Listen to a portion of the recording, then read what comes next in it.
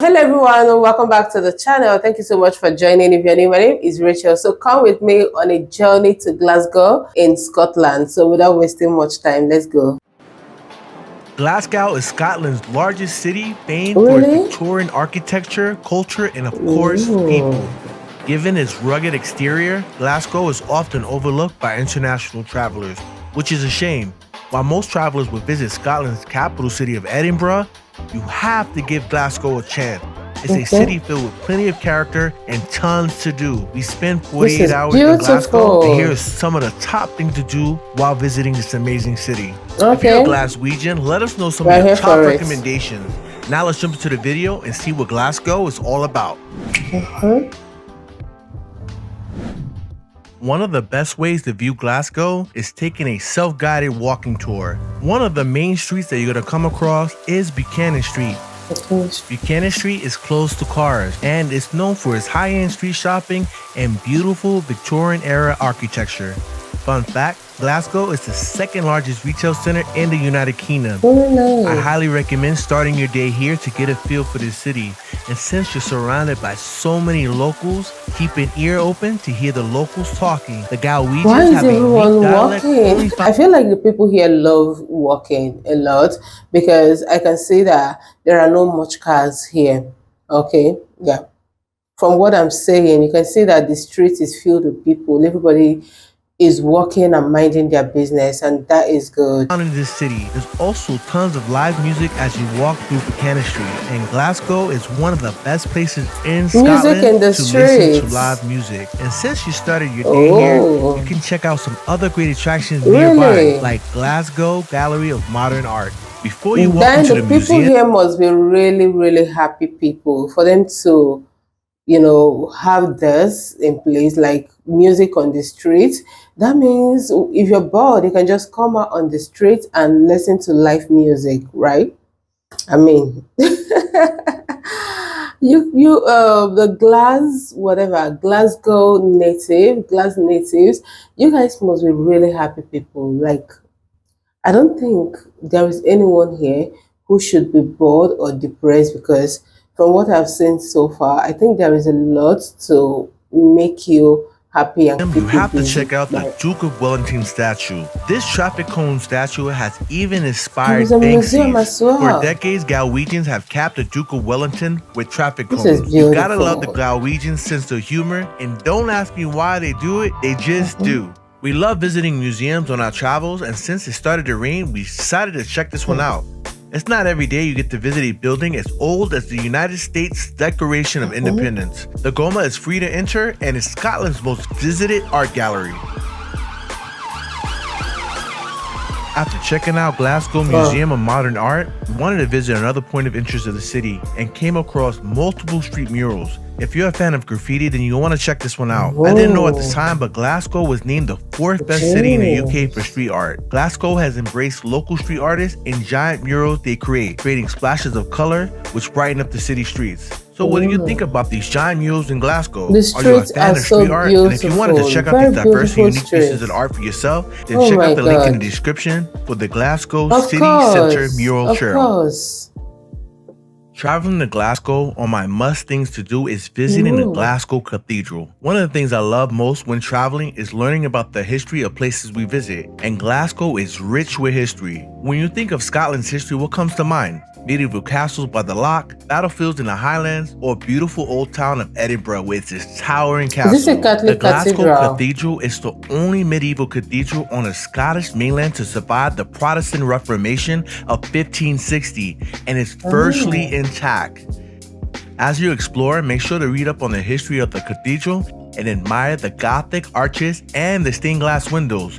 It's one of the finest post-war collections of stained glass windows in the United Kingdom. After reading up on some of the history of Glasgow Cathedral, we traveled to the crypt, which was a first for us. The lower levels of the church leads to the tomb of Saint Mungo and tells more about the history of Glasgow Cathedral. Saint Mungo was Mm. the 7th century Scottish monk and mystical founder of Glasgow who established the first wooden church on this Well, area. I think it's a Catholic cathedral because of the sculptures and the images that I'm seeing, because not a lot of Protestants love to keep images in their churches. They criticize the Catholic Church for this.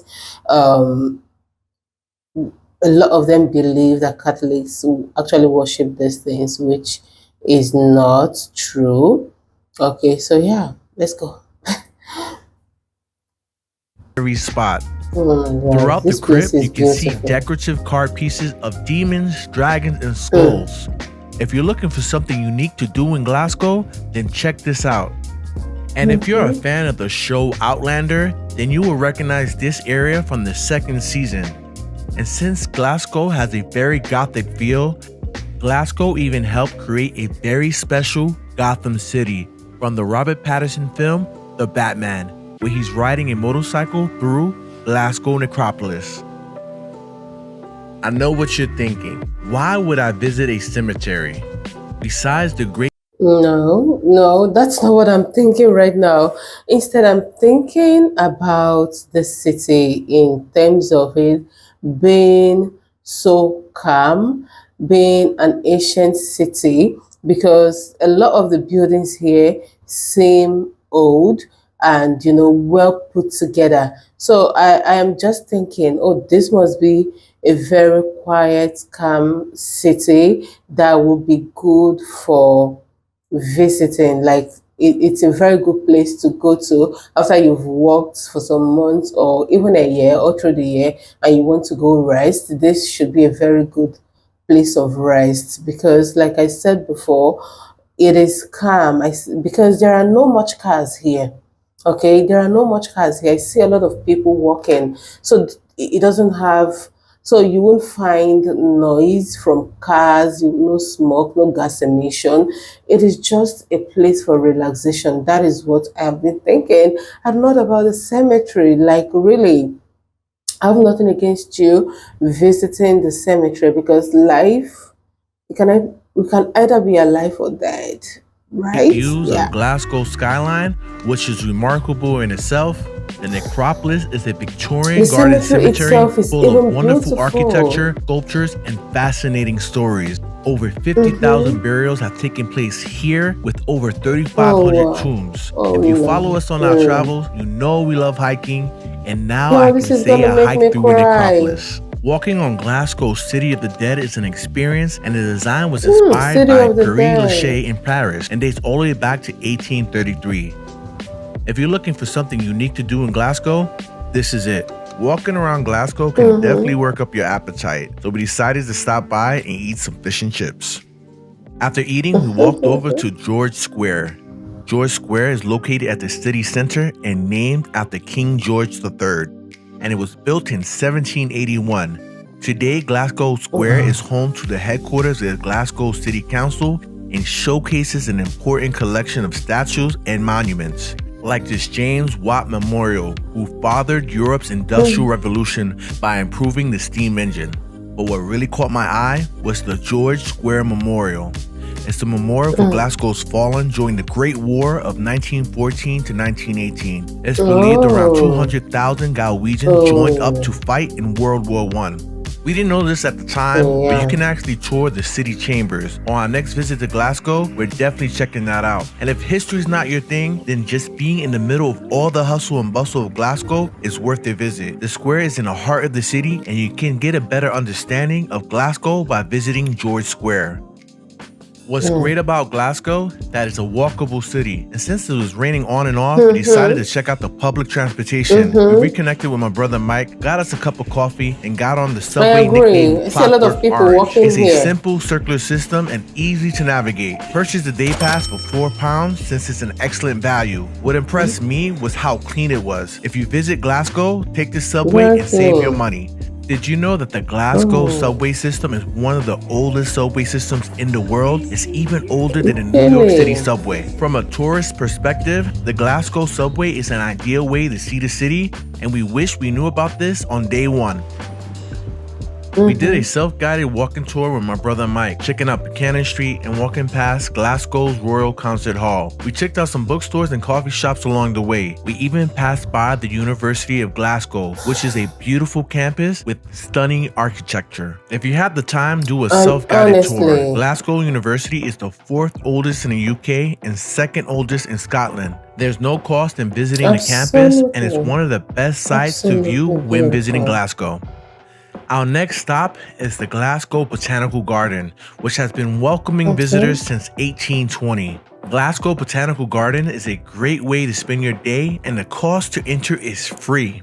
You can spend a few hours exploring the plants from all over the world. You can tell that Glasgow takes great pride in the botanical gardens. The grounds are well cared for, and the entire park is a pleasure to walk through. If you're gonna do a day trip or spending a few days in Glasgow, I highly recommend checking out the Glasgow Botanical Gardens. From street art to museums, 48 hours of Glasgow's best attractions. Keep in mind that this is not everything to do in Glasgow. There's tons of other things we wanted to do, so we'll save that for our next visit. And if you're a Glaswegian, let us know in the comments some things that we missed. And if you enjoyed the video, give it a like and subscribe to Mr. S Travel Quest. And now to our next destination, the capital city of Edinburgh.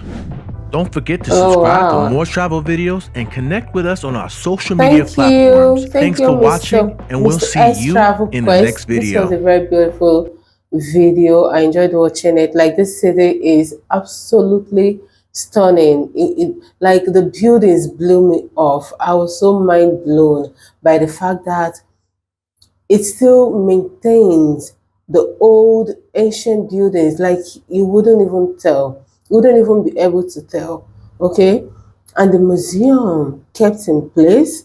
The botanical garden, absolutely stunning. I love the city and I would love to visit. This seems to me like a very ancient city, like I said before, a place that is worthy of relaxation. I feel like it's going to be very good, you know, for rest, for holidays, for, you know, tourism.